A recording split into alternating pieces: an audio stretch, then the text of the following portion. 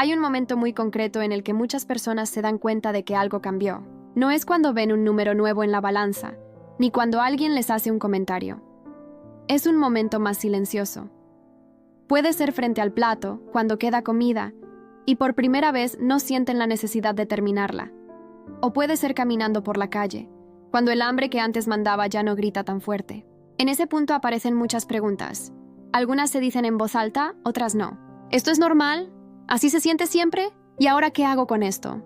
Cuando alguien empieza a usar Monjaro, o cualquier herramienta que reduce el apetito de forma tan clara, la conversación interna cambia. No necesariamente para mejor o peor, simplemente cambia. Comer deja de ser urgente, deja de ser automático, y eso que parece una ventaja enorme también puede generar una especie de vacío, porque durante años, para muchas personas, la comida no fue solo comida.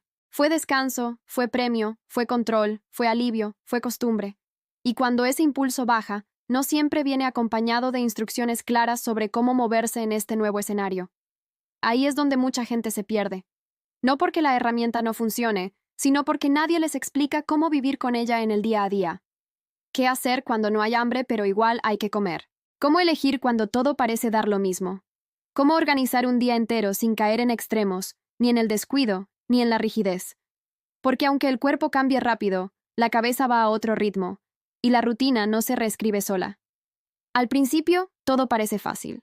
Hay menos hambre, menos ansiedad, menos ruido mental alrededor de la comida.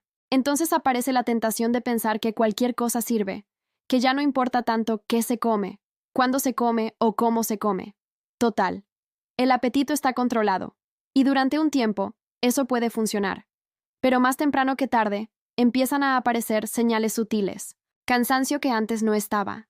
Falta de energía a ciertas horas del día. Días en los que el cuerpo responde raro, como si algo no terminara de encajar. No es que Mounjaro deje de funcionar. Es que el cuerpo sigue necesitando estructura, aunque pida menos. Sigue necesitando decisiones, aunque el hambre no empuje. Y ese es el punto clave que casi nadie cuenta. Cuando el apetito baja, la responsabilidad de elegir bien no desaparece, cambia de forma. Ya no elegís para frenar el hambre, elegís para sostenerte. Muchas personas entran en una especie de piloto automático.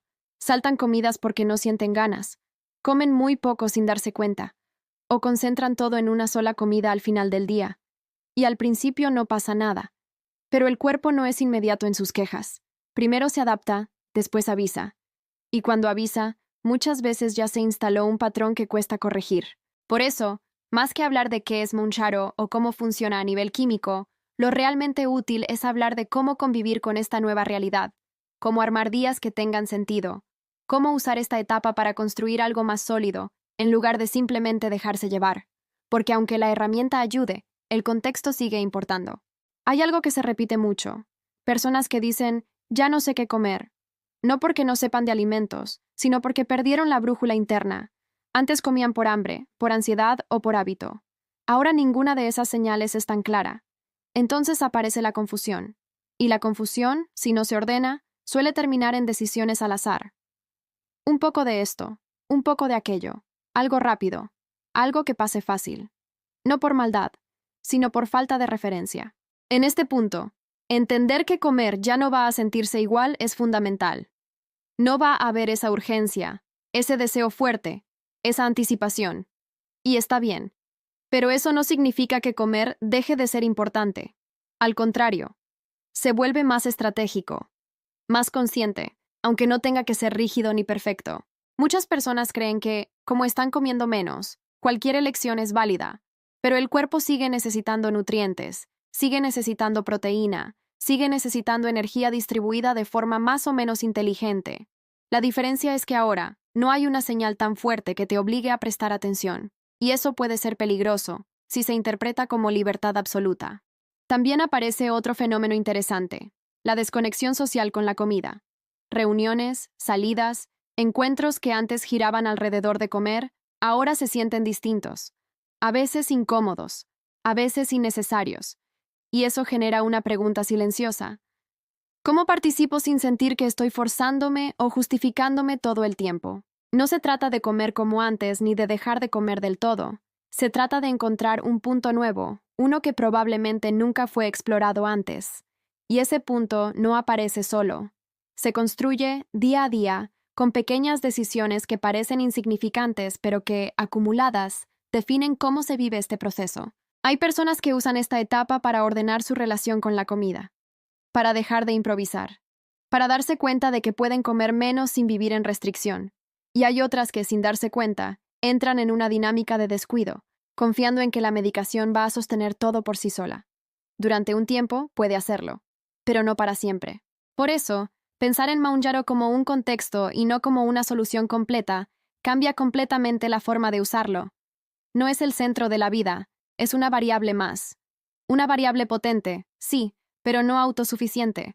Y cuando se entiende eso, las decisiones empiezan a ordenarse de otra manera. Comer deja de ser una reacción y empieza a ser una elección.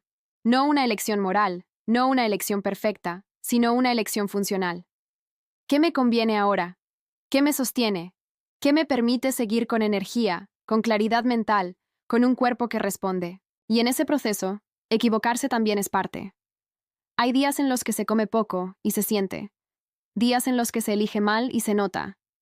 Días en los que todo sale bien sin demasiado esfuerzo. Lo importante no es evitar esos días, sino entenderlos.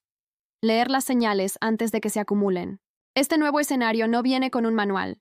Nadie te dice exactamente cómo organizar tus comidas, cómo moverte en un viaje, cómo actuar en una cena familiar, cómo ajustar cuando el cuerpo responde distinto. Y justamente por eso, aprender a observarse se vuelve más importante que nunca. A partir de acá, la conversación empieza a volverse más concreta, menos abstracta, más cotidiana. Porque vivir con menos hambre no significa vivir sin estructura. Significa construir una estructura diferente, más silenciosa, pero igual de necesaria. Y ahí es donde muchas personas empiezan a preguntarse cosas muy simples, pero muy profundas. ¿Cuántas veces debería comer si no tengo hambre? ¿Qué pasa si un día no como casi nada? ¿Cómo sé si estoy haciendo las cosas bien? ¿Hasta dónde puedo relajarme sin perder el rumbo? Estas preguntas no tienen respuestas universales, pero sí tienen algo en común. Todas parten de la necesidad de aprender a moverse en este nuevo equilibrio. Un equilibrio que no se siente igual que antes, pero que puede ser mucho más sostenible si se entiende desde el principio. Cuando el hambre deja de marcar el ritmo del día, algo curioso sucede. El tiempo empieza a sentirse distinto. Antes, muchas decisiones estaban organizadas alrededor de la próxima comida, del antojo, de la pausa para comer algo. Ahora, ese reloj interno se apaga o se vuelve muy silencioso. Y aunque eso puede sentirse como alivio, también puede generar desorden si no se le presta atención. Hay personas que pasan horas sin comer sin darse cuenta, no porque estén evitando la comida, sino porque simplemente no aparece la señal. El cuerpo no reclama, la cabeza está ocupada en otras cosas, y el día avanza. Al principio, esto suele interpretarse como algo positivo. Mira qué bien, ya no pienso en comida. Pero con el correr de los días, esa desconexión empieza a tener efectos.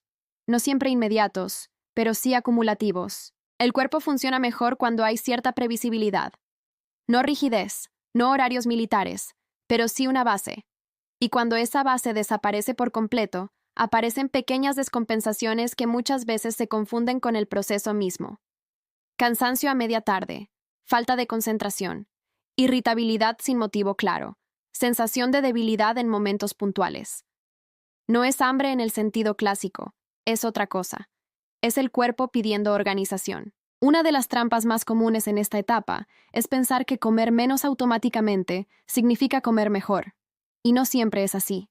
Comer menos puede ser simplemente comer menos. La calidad, la distribución y la intención siguen siendo decisiones activas, aunque ya no estén impulsadas por el apetito.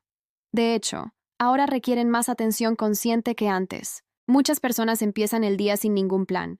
Se levantan, toman un café, siguen con su rutina y recién a la tarde se dan cuenta de que prácticamente no comieron nada. Entonces aparece una comida improvisada, rápida, poco pensada, no por ansiedad, sino por acumulación. Y ese patrón repetido termina generando más desorden que equilibrio. No se trata de forzarse a comer cuando no hay hambre, sino de entender que el cuerpo sigue necesitando señales. Pequeñas, claras, consistentes. Algo que marque el inicio del día. Algo que sostenga el medio. algo que cierre. No por obligación, sino por cuidado. Cuando no hay hambre, elegir qué comer se vuelve un acto más racional. Y ahí aparece otro problema: la sobreintelectualización. Personas que empiezan a pensar demasiado cada comida, que dudan, que postergan la decisión hasta que ya es muy tarde. O lo contrario, personas que dejan de pensar por completo y comen lo primero que aparece, sin registrar si eso realmente las sostiene. Encontrar un punto medio es clave. No pensar la comida como un evento emocional, pero tampoco como un trámite sin importancia. Pensarla como una herramienta. Algo que acompaña el proceso, no que lo sabotea ni que lo controla todo. En esta etapa, muchas personas se sorprenden al darse cuenta de que pueden comer cantidades muy pequeñas y aún así sentirse satisfechas. Y eso está bien. Pero esa satisfacción no siempre equivale a nutrición. El cuerpo puede no pedir más, pero eso no significa que esté recibiendo todo lo que necesita para funcionar bien a lo largo del día. Por eso, empezar a observar cómo se siente el cuerpo después de comer se vuelve más importante que cuánto se come. Hay comidas que pasan fácil, pero dejan vacío al rato. Otras que parecen insignificantes, pero sostienen durante horas. Aprender a distinguir eso lleva tiempo y no se logra desde la teoría, sino desde la experiencia repetida. También aparece una pregunta frecuente: ¿qué pasa si un día como muy poco? Y la respuesta honesta es: probablemente nada grave.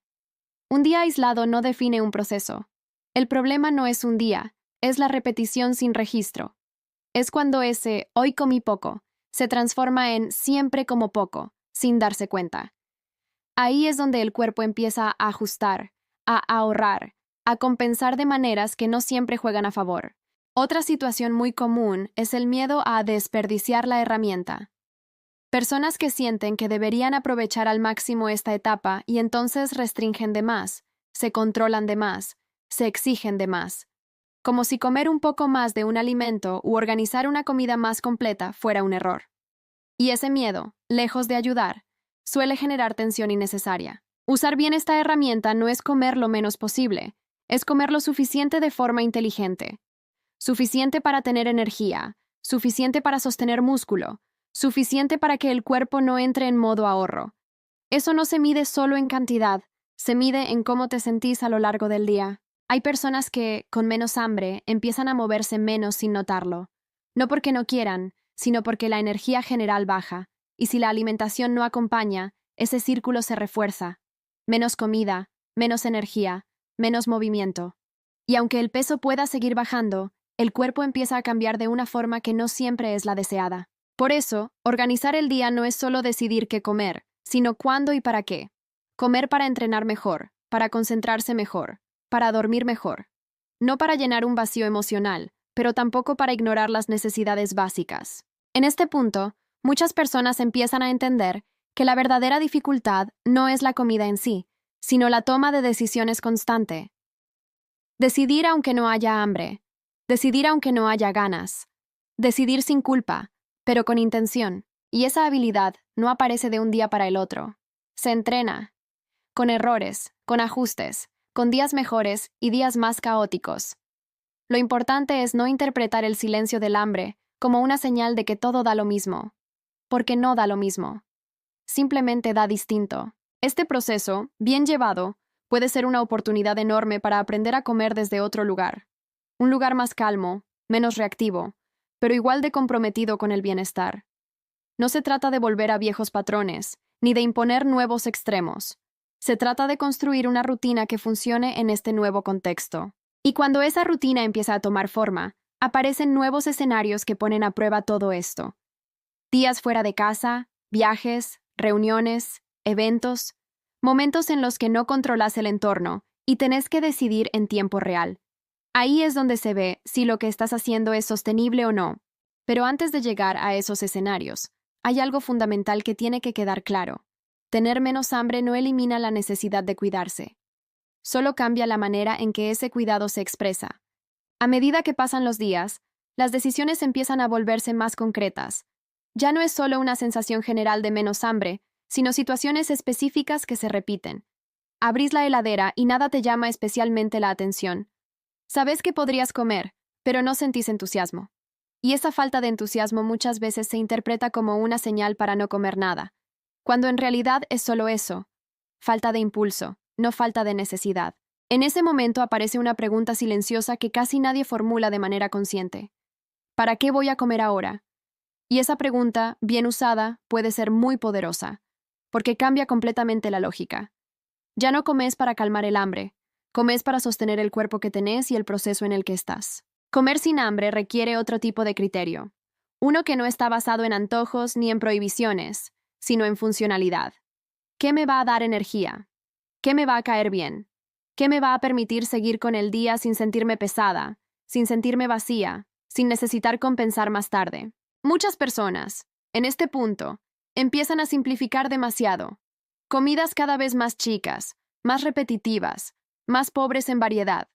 No por una decisión consciente, sino por comodidad. Algo rápido, algo fácil, algo que pase sin esfuerzo.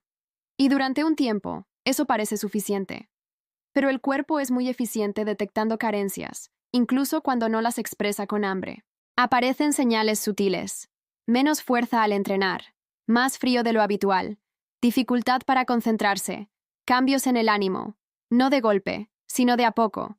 Y como el peso sigue bajando o se mantiene, muchas personas no relacionan estas señales con la alimentación.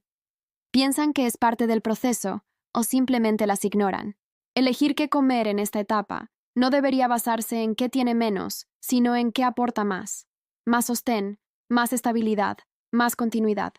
No se trata de platos grandes ni de cantidades forzadas, sino de contenido, de densidad, de intención. Hay comidas que parecen pequeñas, pero están bien armadas y cumplen su función.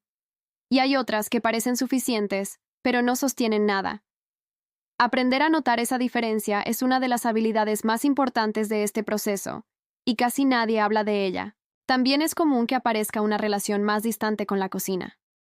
Cocinar pierde protagonismo cuando la comida deja de ser central. Y eso puede llevar a depender cada vez más de opciones listas, de picoteos sin forma, de combinaciones que no terminan de cerrar. No porque sean malas en sí mismas, sino porque, repetidas, no construyen una base sólida. No se trata de volver a pasar horas cocinando ni de armar platos perfectos. Se trata de recuperar cierta intención, de pensar la comida como una pausa útil, no como una molestia, de darle un lugar, aunque sea más chico que antes. En este punto, muchas personas empiezan a comparar su experiencia con la de otros. Yo casi no como nada y estoy bien. A mí se me va el hambre todo el día. Yo me olvido de comer. Y aunque esas frases suenan parecidas, no significan lo mismo para todos los cuerpos. Lo que a uno le funciona durante semanas, a otro le pasa factura muy rápido. Por eso, usar referencias externas puede ser confuso. Este proceso es profundamente individual. No hay una forma correcta universal. Hay señales, hay ajustes, hay observación. Y eso requiere prestar atención, no copiar. Otra situación que aparece con frecuencia es el miedo a romper algo. Personas que sienten que si comen un poco más de lo habitual, o si eligen algo distinto, van a perder el control o van a arruinar el proceso. Ese miedo suele venir de experiencias pasadas, no del presente, y si no se revisa, puede convertir esta etapa en algo tenso, cuando en realidad podría ser más liviana. Comer con Manjaro no debería sentirse como caminar por una cuerda floja. No es un equilibrio frágil que se rompe por una decisión puntual. Es un sistema más flexible de lo que parece, siempre y cuando haya una base. Esa base no se construye con perfección, se construye con repetición, con elecciones suficientemente buenas la mayoría del tiempo, con ajustes cuando algo no funciona, con la capacidad de decir, esto no me está sosteniendo, sin dramatizar. A veces, el cuerpo pide cosas de forma indirecta, no con hambre, sino con cansancio, no con antojo, sino con falta de rendimiento. Escuchar esas señales requiere desacelerar un poco, dejar de mirar solo el resultado y empezar a mirar el proceso. Y en ese proceso, aparecen contextos que desafían cualquier intento de control. Días largos, agendas caóticas, cambios de rutina, momentos en los que no hay tiempo para pensar demasiado y hay que decidir rápido. Ahí es donde se nota si las decisiones del día a día están bien integradas o si dependen demasiado de condiciones ideales. Porque comer bien cuando todo está bajo control es fácil. Comer de forma inteligente cuando el entorno cambia es otra cosa. Y eso no se logra con reglas rígidas, sino con criterios claros. Este aprendizaje no es inmediato. Lleva tiempo, práctica y cierta tolerancia al error. Pero cuando empieza a asentarse, algo cambia. La comida deja de ser una preocupación constante y pasa a ser un apoyo silencioso. No ocupa tanto espacio mental, pero cumple su función. Y cuando eso sucede, muchas personas se dan cuenta de que el verdadero desafío no era dejar de comer de más, sino aprender a comer lo suficiente. Lo suficiente para vivir bien, no solo para bajar de peso. En algún momento, inevitablemente, la rutina se rompe. No porque algo salga mal, sino porque la vida no es una línea recta.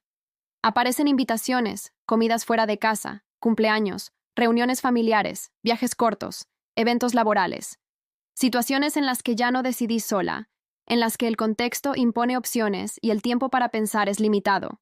Y es ahí donde muchas personas sienten que pierden el control, no del peso, sino de la calma. Antes, estas situaciones estaban marcadas por el exceso o por la culpa. Comer de más, prometer compensar después, sentir que todo se había arruinado.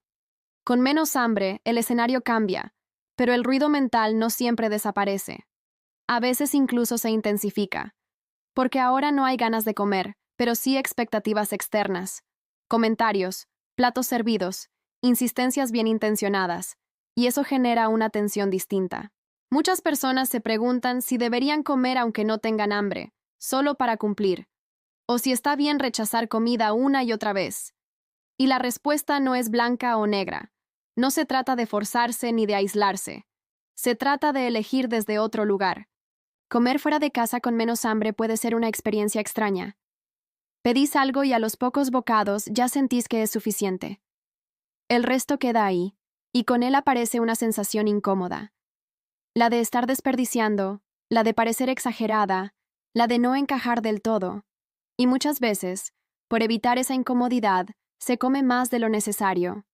No por hambre, sino por presión social. Aprender a convivir con esa incomodidad es parte del proceso. No para endurecerse, sino para entender que no todo malestar es una señal de error. A veces es solo una señal de cambio, de que estás actuando distinto a como actuabas antes. En reuniones familiares, el desafío suele ser otro. La comida no es solo comida, es afecto, es tradición, es identidad. Decir que no, o comer poco, puede interpretarse como rechazo. Y aunque racionalmente sepamos que no es así, emocionalmente pesa. Muchas personas terminan comiendo más de lo que quieren para evitar explicaciones, para no incomodar, para no sentirse observadas. Pero también hay algo que se aprende con el tiempo. No es necesario justificar cada decisión. No es necesario dar detalles, ni explicar procesos, ni convencer a nadie. A veces, una respuesta simple alcanza. Y otras veces, simplemente servirte poco y comer despacio es suficiente para pasar desapercibida. Viajar también pone a prueba cualquier intento de estructura. Cambian los horarios, cambian los alimentos disponibles, cambia el ritmo del día. Y cuando no hay hambre marcando el paso, es fácil caer en dos extremos. O no comer casi nada durante horas, o comer lo que aparece sin ningún criterio. Ninguno de los dos suele funcionar bien por varios días seguidos. En viajes cortos, muchas personas confían en que ya volverán a la rutina. Y eso es cierto. Pero el cuerpo no pausa sus necesidades porque estés fuera de casa. Seguir dándole señales mínimas de organización, incluso en contextos distintos, marca una gran diferencia en cómo te sentís durante y después del viaje. Eventos y celebraciones suelen traer otro tipo de dilema. No tanto por la comida en sí, sino por el significado que tiene. Comer algo especial, algo distinto, algo que no está en el día a día. Y ahí aparece la pregunta, ¿vale la pena? Y la respuesta no debería venir de una regla, sino de una evaluación real. ¿Qué quiero? ¿Qué disfruto? ¿Qué me suma? Con menos hambre, el disfrute cambia. No siempre es la cantidad lo que da placer, sino la elección. Probar algo que realmente te gusta, en lugar de comer por inercia todo lo que hay.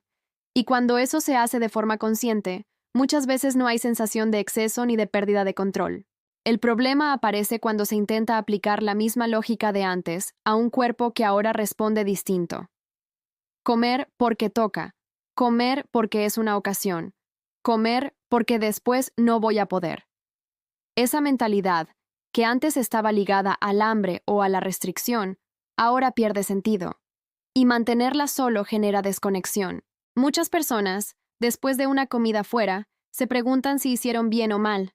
Analizan cada detalle, cada bocado, y esa hiperobservación, lejos de ayudar, suele generar ansiedad. En realidad, lo importante no es una comida puntual, sino el patrón general. Lo que se repite, no lo que ocurre de vez en cuando. Usar esta etapa para practicar flexibilidad es clave. No una flexibilidad caótica, sino una flexibilidad consciente. Poder adaptarte sin sentir que todo se desarma. Poder disfrutar sin necesidad de justificar. Poder decir basta sin sentir culpa. Con el tiempo estas situaciones dejan de ser tan desafiantes. No porque desaparezcan, sino porque se integran. La comida deja de ser el centro del evento y pasa a ser una parte más. Importante, sí, pero no dominante. Y cuando eso sucede, muchas personas se dan cuenta de algo interesante. Que el verdadero aprendizaje no está en qué comer en una cena especial, sino en cómo volver al día siguiente sin castigo ni compensación, sin resetear nada, porque nada se rompió. Ese retorno a la rutina, después de una excepción, dice mucho más del proceso que la excepción en sí. Volver con naturalidad, con calma, con decisiones simples, sin necesidad de ajustar de más ni de corregir nada. Y es ahí donde empieza a aparecer una sensación nueva.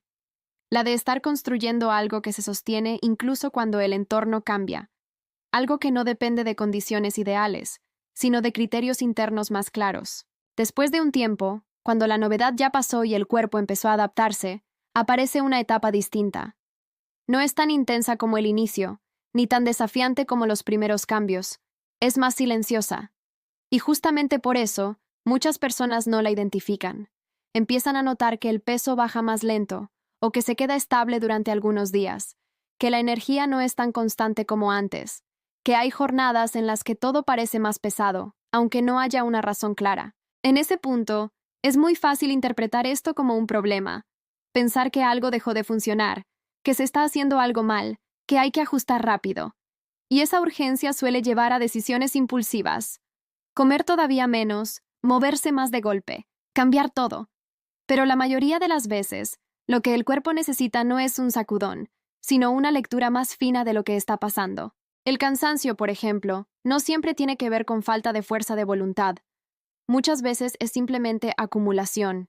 Días comiendo menos de lo necesario, descansando peor, sosteniendo muchas decisiones sin darse permiso para parar. El cuerpo responde bajando el ritmo, no como castigo, sino como protección. Hay personas que, al sentir menos energía, piensan que deberían exigirse más. Tengo que moverme igual. No puedo aflojar ahora. Si paro, retrocedo. Y aunque la intención es buena, esa lógica suele ir en contra del proceso a largo plazo. Porque el cuerpo no responde bien a la presión constante. Responde mejor a los ajustes inteligentes. Un estancamiento tampoco es lo que parece. No es una señal de fracaso ni de error. Es, muchas veces, una pausa natural. El cuerpo reorganiza, se adapta, se estabiliza. Y aunque mentalmente cueste aceptarlo, no todo avance es lineal. Pretender que lo sea genera frustración innecesaria. En estos momentos, muchas personas empiezan a cuestionar cada detalle. Si están comiendo demasiado o demasiado poco, si deberían cambiar alimentos, horarios, rutinas, y aunque revisar puede ser útil, obsesionarse no. Porque la mayoría de las veces, el problema no está en una decisión puntual, sino en la suma de pequeños desequilibrios. A veces el cuerpo necesita más estructura, no menos. Volver a marcar ciertas pausas, asegurarse de comer algo que realmente sostenga, dormir mejor algunos días seguidos. Ajustes simples, no drásticos. Cosas que parecen obvias, pero que se pierden cuando todo se vuelve automático. También aparece el miedo a perder el efecto. Personas que sienten que si no aprovechan cada día al máximo, están desaprovechando una oportunidad única. Y ese miedo puede llevar a vivir el proceso con tensión, como si fuera algo frágil que se rompe con facilidad, cuando en realidad, bien llevado, es mucho más estable de lo que parece. El cuerpo no necesita perfección, necesita coherencia. No necesita que cada día sea ideal, necesita que la mayoría de los días tengan sentido. Y cuando eso se pierde de vista, aparecen los extremos. O se relaja todo, o se controla todo, y ninguno de los dos suele funcionar bien. En esta etapa, aprender a distinguir entre una señal real y una ansiedad mental es clave. No todo cansancio requiere un cambio. No todo estancamiento requiere una corrección. A veces, solo requiere tiempo. Y aceptar eso es parte de madurar el proceso. Muchas personas, al atravesar este momento, empiezan a confiar más en su capacidad de autorregularse, a dejar de buscar respuestas externas para cada sensación, a observar patrones en lugar de eventos aislados. Y esa confianza cambia mucho la relación con el proceso, porque cuando confías, dejas de reaccionar, empezás a responder. Y responder es mucho más efectivo que reaccionar. Responder implica evaluar, ajustar, seguir. Reaccionar implica cortar, forzar, corregir de más. Esta etapa, aunque menos llamativa, es una de las más importantes. Es donde se define si lo que estás construyendo es sostenible o no, si depende de un empujón constante o si empieza a caminar solo. Y aunque no siempre sea cómoda, es profundamente valiosa, porque te obliga a salir de la lógica del resultado inmediato y a entrar en una lógica más amplia. Una lógica de proceso, de continuidad, de cuidado real. Cuando esto se entiende, el peso deja de ser el único indicador. Importa cómo te sentís, cómo rendís, cómo vivís el día a día. Importa si tenés energía para lo que querés hacer, si tu cuerpo responde, si tu cabeza está más tranquila. Y desde ese lugar, los ajustes dejan de ser castigos y pasan a ser herramientas. Algo que usás cuando hace falta, no algo que aplicás por miedo. Con el paso del tiempo, algo empieza a cambiar de forma más profunda. Ya no se trata solo del cuerpo ni del número en la balanza. Se trata de la relación que se va formando con las decisiones diarias, con la comida, con el descanso, con el movimiento, con los límites. Muchas personas no se dan cuenta de este cambio mientras ocurre, pero cuando miran hacia atrás, notan que ya no piensan igual que antes. Antes, cada comida venía cargada de culpa o ansiedad. Cada elección parecía definitiva, como si un error pudiera arruinar todo. Ahora, aunque todavía existan dudas, hay más espacio para la calma, más margen para ajustar sin entrar en pánico, más capacidad de observar sin castigarse, y ese cambio mental no aparece por casualidad. Aparece porque el cuerpo empieza a responder mejor, cuando se lo trata con coherencia en lugar de exigencia, cuando se le da estructura sin rigidez, cuando se lo escucha sin sobreinterpretar cada señal. En esta etapa, muchas personas empiezan a notar que pueden anticiparse a ciertas situaciones, que ya saben cómo se van a sentir si pasan muchas horas sin comer, que reconocen cuándo están cansadas de verdad y cuándo es solo ruido mental, que pueden elegir con más claridad, incluso en contextos difíciles. Salir a comer fuera, por ejemplo, deja de ser un evento cargado de estrés. Ya no es una amenaza al proceso, sino una situación más, que se puede manejar. No porque se tenga una regla exacta para cada plato, sino porque se desarrolló criterio. Y el criterio pesa más que cualquier lista. También cambia la forma de pensar el movimiento. Ya no se mueve el cuerpo solo para quemar algo, sino para sentirse mejor, más liviana, más presente. Hay días con más energía y días con menos, y ambos se aceptan sin dramatizar. Porque el objetivo ya no es compensar, sino sostener. La comida deja de ser enemiga o premio. Empieza a ocupar un lugar más neutral. Algo necesario, funcional, disfrutable en su justa medida. No perfecta, no controlada al extremo, pero tampoco caótica. Simplemente integrada a la vida real. En este punto, muchas personas se dan cuenta de que el verdadero cambio no fue físico, sino de conducta. De hábitos que ya no requieren tanto esfuerzo consciente, de decisiones que antes parecían imposibles y ahora salen casi solas. Y eso es lo que realmente importa a largo plazo. Porque el cuerpo puede cambiar relativamente rápido, pero sostener ese cambio depende de cómo vivís cada día, de cómo reaccionás cuando algo no sale como esperabas, de si sabes volver al centro sin castigarte. Hay momentos, incluso en esta etapa, donde vuelven las dudas, donde el miedo a retroceder aparece, donde la cabeza pregunta si esto va a durar. Y esas preguntas son normales. No significan debilidad, significan conciencia. La diferencia está en qué haces con ellas. Si cada duda te lleva a forzar más, el proceso se vuelve pesado. Si cada duda te invita a observar y ajustar con calma, el proceso se fortalece.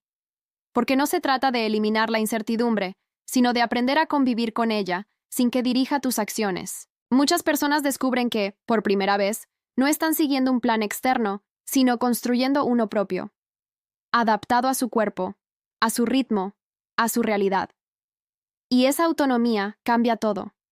porque deja de haber dependencia constante de indicaciones ajenas. El proceso se vuelve más silencioso, menos espectacular, pero más sólido. Ya no hay grandes picos ni caídas bruscas. Hay continuidad, y aunque desde afuera eso pueda parecer menos interesante, desde adentro se siente mucho mejor. El cuerpo responde cuando se siente seguro, cuando sabe que no va a ser llevado al extremo, cuando entiende que no está en una carrera, sino en un camino que puede sostenerse. Y cuando llegas a ese punto, el objetivo ya no es solo bajar o mantener peso, es vivir con menos ruido, menos lucha interna, menos agotamiento mental. Es poder tomar decisiones sin que todo se convierta en una batalla. Este tipo de cambio no se nota en una semana ni en un mes. Se nota cuando miras hacia atrás y ves que reaccionas distinto, que pensás distinto, que ya no necesitas tanta validación externa para confiar en lo que estás haciendo. Y eso, aunque no tenga un número exacto, es una de las transformaciones más grandes que se pueden lograr,